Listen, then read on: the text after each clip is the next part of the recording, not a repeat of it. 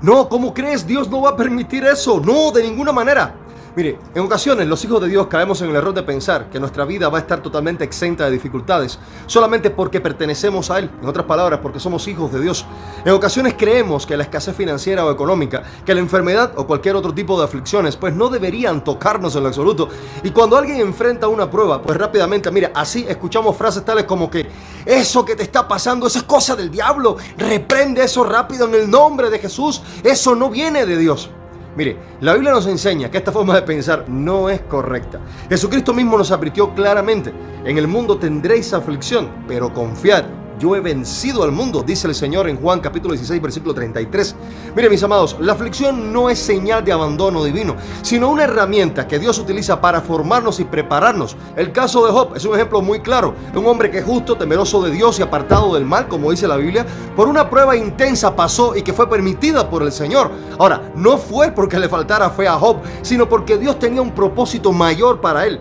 Dios no nos prueba para destruirnos en lo absoluto, sino para fortalecernos. Como el oro que se purifica en el fuego, nuestra fe tiene que ser refinada en medio de las pruebas, como dice 1 Pedro 1:7.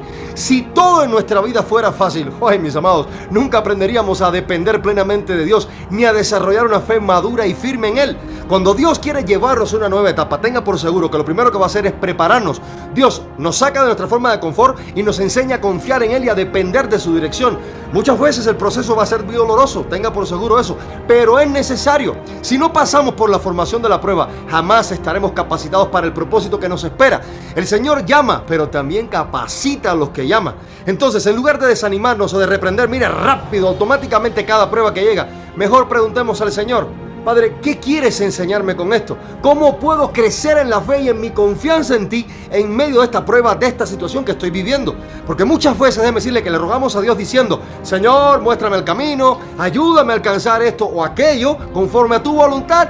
Pero lo cierto es que la voluntad de Dios es buena, agradable y perfecta, y el Señor es soberano, va a actuar a su manera. A nosotros muchas veces nos falta la fe para creer lo que Dios está haciendo o de la manera en que lo está haciendo. ¿Y sabe por qué? Porque sencillamente está pasando el tiempo, nos desesperamos y no vemos una respuesta inmediata de Dios, o porque suceden ciertos eventos que pueden resultarnos incómodos o incluso difíciles de enfrentar. Mire, vamos a la historia de José, el hijo de Jacob. Es un ejemplo muy vívido. Llegó a ser la mano derecha del faraón, el hombre más poderoso del mundo en su momento. Y déjeme decirle que Dios jamás en la historia de José nos dice que Dios alguna vez le haya mostrado la manera en que iba a hacer las cosas. Y para eso, mire, sus hermanos lo habrían de lanzar en una cisterna en el desierto. Lo iban a vender como esclavo a unos mercaderes que iban de camino a Egipto. Que la esposa de Potifar, el hombre que compró a José como esclavo, lo quiso forzar por la mentira de esta mujer, que después lo metieron a la cárcel. Y déjeme decirle que después de todo esto fue que finalmente Dios lo puso en el lugar que había preparado para José, allí junto a Faraón. Pero todo lo anterior, por muy difícil que parezca, fue parte del proceso, fue como el preámbulo de ese milagro